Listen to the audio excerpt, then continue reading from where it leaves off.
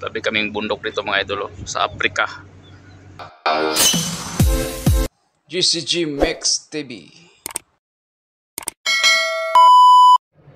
Hi mga idol, kumusta na po kayo?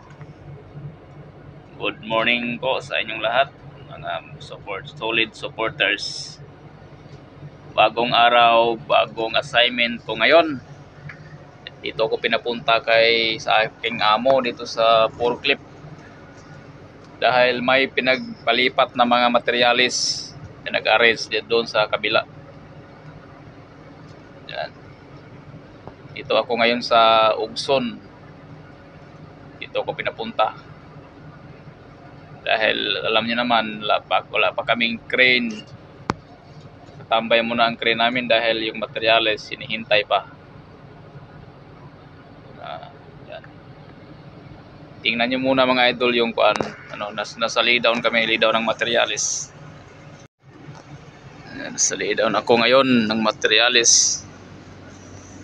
Ayan ang forklift ko namin.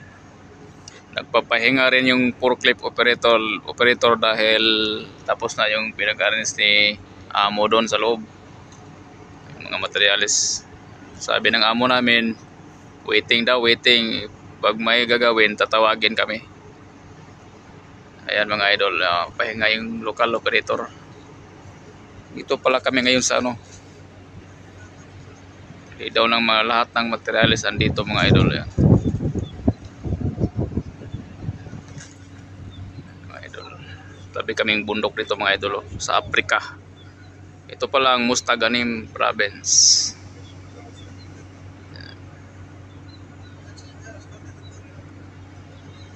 Today's update, medyo mainit ngayon.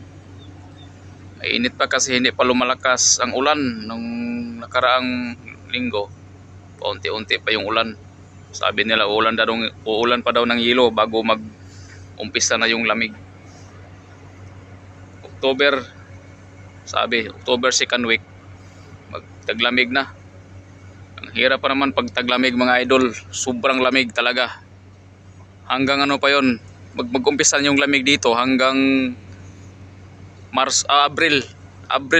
Yung darating kami dito Marso malamig. Malamig pa rin. Hanggang Abril katapusan. Yan. Mga idol. Ano yung pala ginagawa namin planta mga idol. Yan.